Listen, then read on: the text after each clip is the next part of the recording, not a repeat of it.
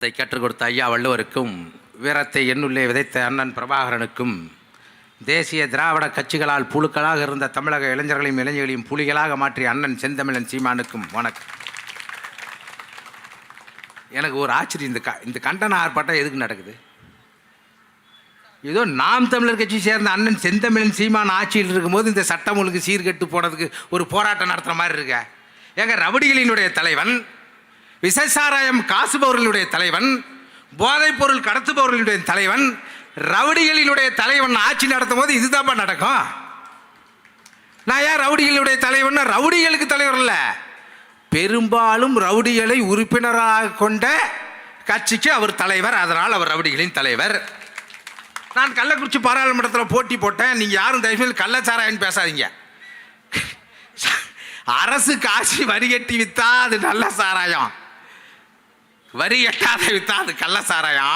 அவன் காசி விற்றது விஷ சாராயம். அதை காசந்தி யாரு? கண்ணுக்குட்டி. அவன் அங்கே இருக்க மலையரசு எம்பிக்கு பெருசு பெருசாக பதாகை வைக்கிறான். அவன் யார் தலைவனாக ஏற்றுக்கிட்டு இருக்கான்? மலையரசனை. மலையரசை யார் தலைவனாக ஏற்றுக்கிட்டு இருக்கா? ஸ்டாலினை. அப்போ விஷ சாராயம் காசு போரின் தலைவர் ஸ்டாலின். கூலி போட யார் செய்கிறா? பெரும்பாலும் திமுகவில் தான் இருக்கிறான். அவர்களுடைய தலைவர் யாரு? ஸ்டாலின். போதைப் பொருள் ஏன் நாட்டில் இதாக இருக்குது? போதைப் பொருளை அதிகமாக கடத்திய திமுகவினுடைய அயலக பொறுப்பாளர் சாபர் சாதிக்கு யாரு? திமுக உறுப்பினர். அந்த கட்சிக்கு யாரு தலைவர்? ஸ்டாலின். அப்போ போதைப் பொருள் கடத்தவர்களுடைய தலைவர். அப்புறம் எப்படி நாட்டில் சட்டம் ஒழுங்கு சரியா இருக்கும்? பாருங்க, இந்த நாட்டுக்கு நீட்டுக்கு மாட்டுக்கு தனித்தனியாக போராடுறதை விட்டுட்டு என் அண்ணன் தமிழ் நாட்டுக்கு என்று போராட்டத்தை அறிவித்தால் ஒழிய இதுக்கான தீர்வே கிடையாது. ஏன் இதெல்லாம் விற்கிறான்? போதை பொருள் விற்கிறான், சாராய விற்கிறான். இதெல்லாம் எதுக்கு விற்கிறான்னா, காதலும் வீரத்தை கொண்டு அறத்தோடு வாழ்ந்த இந்த தமிழினத்தை எதற்காகவும் போராட விடக்கூடாது என்பதற்காக தான் இதை அவன் செஞ்சுட்டு இருக்கான். 1970 2 பைசா கரண்ட் பில் ஏற்றிட்டான். தமிழகம் 10 எரிஞ்சது. 3 பேர், மாரப்ப கவுண்டர், ஆயி கவுண்டர், ராமசாமி கவுண்டர் செத்தான். உழைப்பாளர் கட்சி ராமசாமி நாயுடு கம்யூனிஸ்ட் கட்சிகள் நடத்துகிற போது 1972 3 பைசா கரண்ட் பில் ஏத்தனா. தமிழ்நாடு முழுக்க மிகப்பெரிய போராட்டங்கள் நடந்தது. அன்றைக்கு ஆட்சி யாரு? திமுக, கருணாநிதி அவர்கள். அன்னைக்கு சொன்னார், ஏரோட்டும் விவசாயிகளுடைய போராட்டம் இல்ல, காரோட்டும் விவசாயிகளுடைய போராட்டம் என்று நக்கலாக காமராஜரையும் பார்த்து கல்யாண சுந்தரத்தையும் பார்த்து அன்னைக்கு சொன்னார். தமிழகம் முழுக்க மாட்டு வண்டிகளை கொண்டு வந்து நிறுத்தி மிகப்பெரிய போராட்டத்தை போட்டான். அன்னைக்கு நியூயார்க் டைம்ஸ் எழுதுனா, பேட்டன் டாங்குகளை போல் மாட்டு வண்டிகளை நிறுத்தி தமிழக விவசாயிகள் போராடுகிறார்கள் என்று. அப்பொழுது 15 பேர் செத்தான். அன்றைக்கு விவசாயத்துவம் இன்னைக்கு 60 பைசாவுக்கு மேலே ஏற்றி இவர்களுடைய தேர்தல் வாக்குறுதியில் வைத்த மாதத்துக்கு ஒரு முறை கணக்கெடுப்போம் என்ற இதையும் இவங்க நிறைவேற்றாத இவ்வளவு ஏற்றிருக்கான். நாம் தமிழர் கட்சி தவிர வேற யாரும் போராடல. போராட வேண்டிய கம்யூனிஸ்டுகள் சொல்றான், நாங்க அந்த கட்சியில கூட்டணி இல்ல, உண்மையான எதிர்கட்சி நாம் தமிழர், நாங்க போராடுறோம். நீங்க போராடுற? சட்டசபையில் பேசு, போய் ஸ்டாலின் வீட்டில் பேசு. உனக்கு குரல் இல்லையா? சொல்லி அண்ணன் இடிமுரசை கூட்டு போ, ஸ்டாலின் அதில் பேசுவாரு. என்ன நாடகம் நடத்துறீங்க? தயவு செய்து.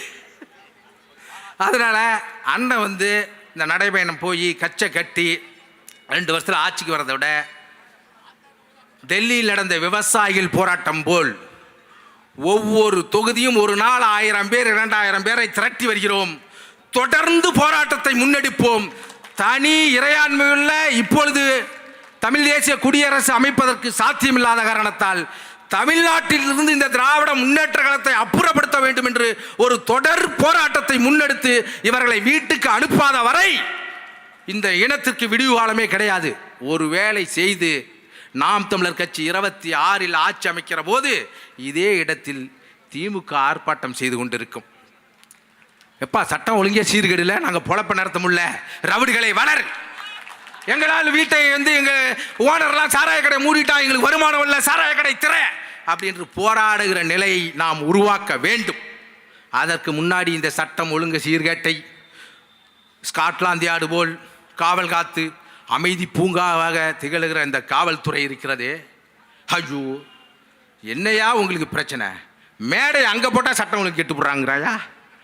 ஒருத்தனை கொலை பண்ணா சட்டம் ஒழுங்கு கெடல, அதை கண்டித்து நாங்கள் மேடை போட்டால் எதுக்கு இருக்குது இந்த காவல்துறை? அந்த ஒருத்தர் வந்தார், யார்? அருண் IPS. ரவுடிகளுக்கு அவர் மொழியிலேயே பதில் சொல்லும். எங்கடா விவாதம் நடக்குதுன்னு அறிவாலயத்தில். ஏன்னா எல்லாரும் எப்படி அங்கே தான் இருக்கிறான். டேய் சிறை இருக்காடா, 1.25 கோடி உறுப்பினர் வச்சிருக்காங்க, எங்கடா இருக்கு சிறை? ஒன்று பண்ணுங்க, எங்கெல்லாம் கொண்டு போய் சிறையில் போட்டுருங்க, அவங்கெல்லாம் விடமாட விடுங்க.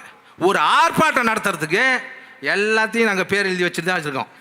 26க்கு அப்புறம் பயப்படாதீங்க, பழி வாங்க மாட்டோம். உங்களுக்கெல்லாம் ஏனை புத்துணர்வு முகாம் போல உங்களுக்கு ஒரு பயிற்சி வைப்ப நாங்கள் விட்டு எடுப்போம். தயவு செய்து உங்களுக்கு எச்சரிக்கிறோம். 2026 நமக்கும் சொல்கிற நாம் தமிழர் கட்சிக்கு அங்கீகாரம் பெற்ற நாம் அதிகாரத்துக்கு போகாத வரை கம்யூனிஸ்ட் கட்சி போல் 2 சீட்டுக்கு 4 சீட்டுக்கு தான் இயங்கி கொண்டிருப்போம்.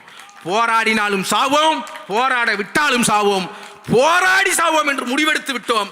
ஆகவே அண்ணன் தமிழ்நாட்டில் திராவிட முன்னேற்ற கழகத்தை அப்புறப்படுத்த வேண்டும் என்று தொடர் போராட்டத்தை அறிவிக்க வேண்டும்.